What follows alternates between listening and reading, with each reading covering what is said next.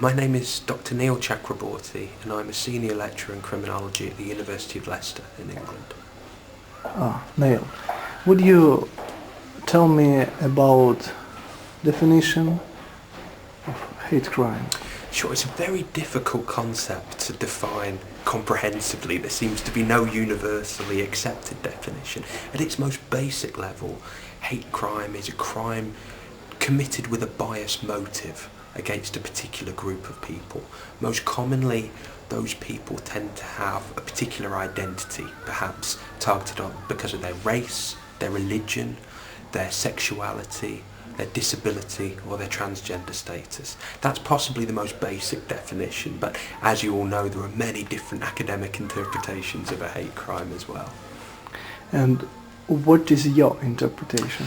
I think that is a good starting point, the definition that I've just offered, but I also think we need to take into account wider sociological factors. We need to take into account the structural position of the victim, and we need to see that hate crimes are a way of propping up the superiority of the perpetrator and maintaining the subordinate identity of the victim. It's a way of telling the victim, you don't belong, you're not welcome, you're different.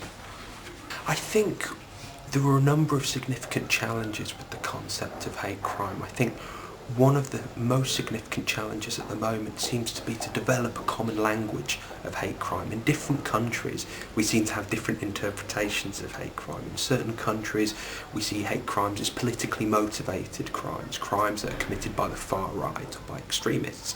In other countries, such as the UK, we have a very wide interpretation of a hate crime, where we see hate crimes as crimes targeted against any aspect of the victim's identity.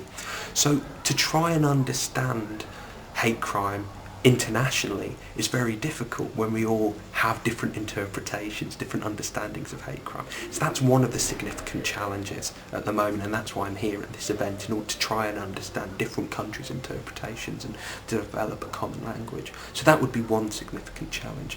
I think another significant challenge that we face is recognising what I call hidden forms of hate crime.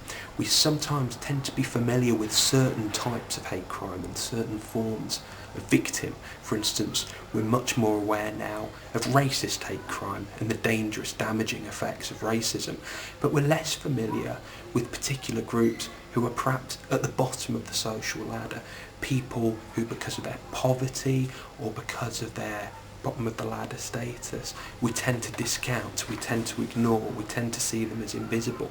That might be people with learning difficulties, it might be people with mental health issues, it might be people targeted because of their disabilities, it might be asylum seekers, refugees, whatever it may be. There are a number of communities whom we just don't hear from, who we see as invisible. So that, I think, is one of the significant challenges for anybody involved in hate crime, to try and hear from these communities who are affected by hate crime, as well as the ones that we're more familiar with.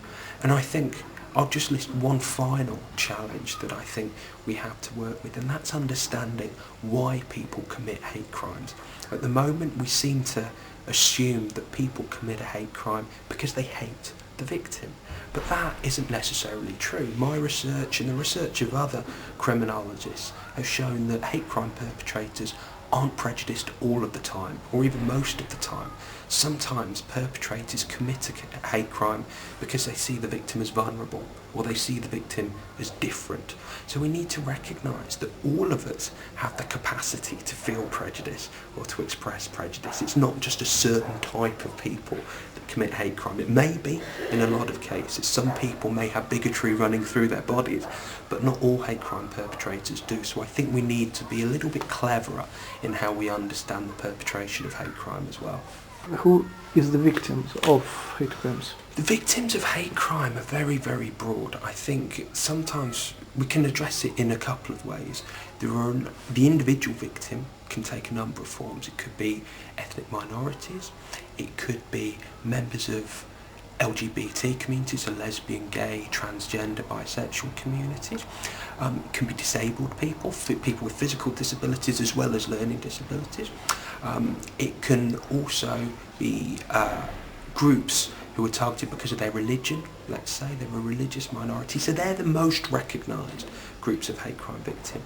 But as I said earlier, I think there are also victims of hate crime whom we're less familiar with, whether it be asylum seekers and refugees, whether it be people targeted because of other aspects of their identity, their social class, for instance, or because they look different or they sound different.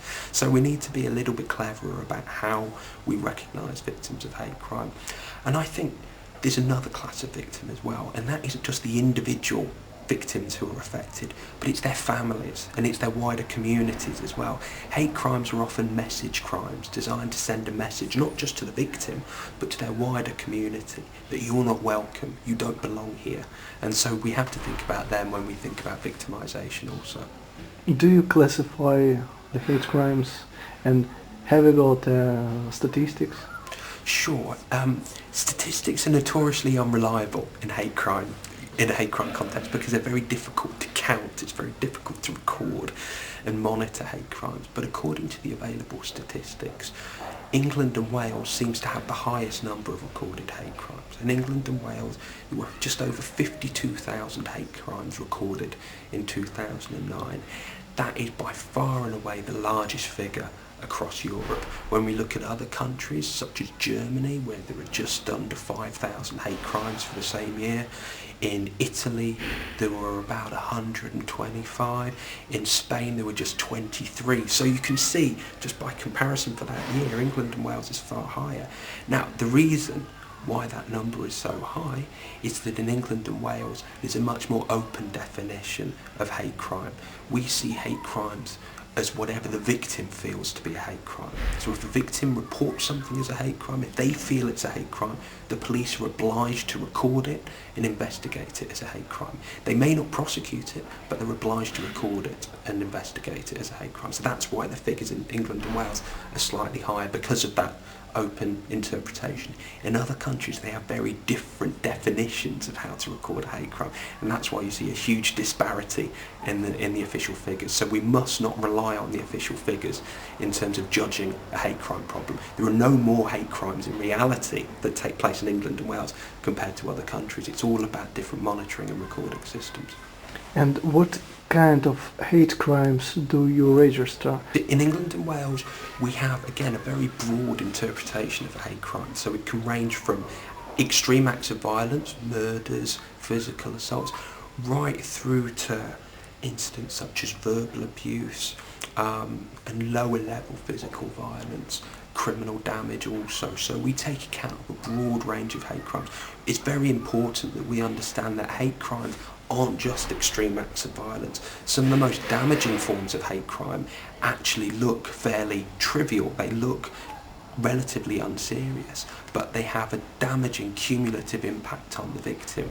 For instance, some of the victims that I work with say they can survive being the victim of a physical attack. It's horrible, but they can cope with that. What they find less comfortable is every day being stared at and being made to feel different because of their identity. That has a cumulative day-to-day impact that builds and builds and makes them feel unwelcome, it makes them feel different. So we need to recognise the impact of so-called low-level forms of victimisation as well as the more extreme forms.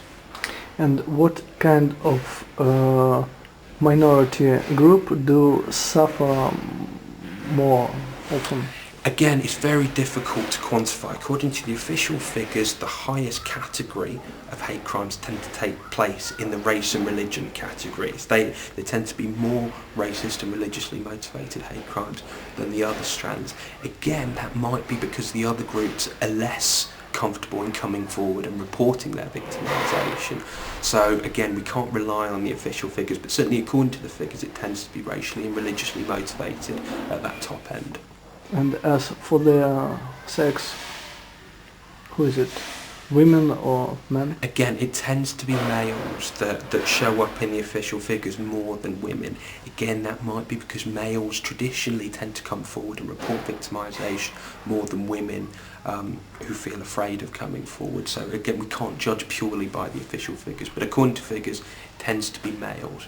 Do you think that efforts of English government enough to prevent and to protect victims? I think the steps that successive governments have taken in England and Wales have been very laudable. there have been steps taken over the last 10 to 15 years to try and legislate against different forms of hate crime, and in that sense I think policy in England and Wales is very progressive compared to most other European states. We've recognised that hate crimes are damaging, we've recognised that we need to send out a message to communities that we're all one nation, we all deserve equal protection. So in that respect I think the way in which policy works in England and Wales has been fantastic.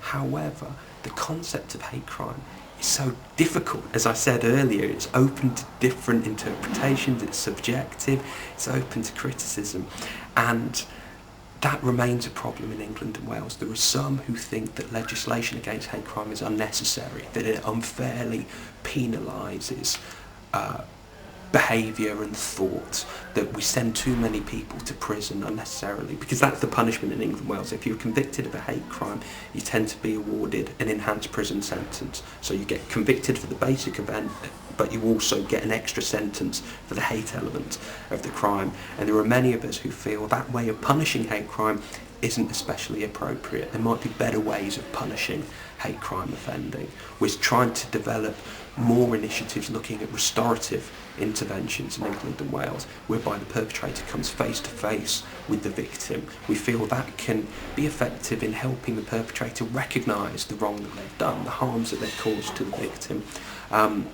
And it also helps to repair that relationship between the perpetrator and the victim. It may not be appropriate in all cases of hate crime, but certainly in many it seems to be more effective than just sending people to prison and locking them up for extended years. And as for punishment for perpetrators for hate crimes, do you think it's enough from victims' point of view? It's a very good question. I think some victims want the perpetrator to be locked up indefinitely, and that's understandable. However, I think if you ask a lot of victims, what they want is for the perpetrator to understand what they've done is wrong and why it's hurt the victim so much. And that's why I think restorative interventions can be very effective, because it helps the perpetrator recognise what they've done is bad and what they've done is wrong. If we just send people to prison indefinitely without talking to them and communicating the wrongs to them, then they don't learn. And so you just get a cycle of offending. So I think we need to be more imaginative in the way in which we punish offenders, whilst at the same time, of course, giving them an appropriate sentence for the crime committed. What is social atmosphere? Does society support victims of hate crimes? I think it's a very good question. I think by and large the majority of the British public is supportive of the principle that we have in England and Wales. I think we're quite a multicultural environment. There's by and large widespread acceptance of diversity in whatever shape that takes. And this is an acceptance that attacks someone because of their identity is wrong. So generally speaking, I think there's a very positive atmosphere in England and Wales. However, we're seeing the numbers of hate crimes rising, and we're seeing a particularly uncomfortable situation with the rise of the far right in England at the moment, and certain far right movements like the English Defence League are latching on to public concerns about immigration, and this is starting to create an atmosphere which is less positive. So there are major challenges that exist, certainly, but by and large the atmosphere, I think, socially is very positive. Okay, thank you, Neil.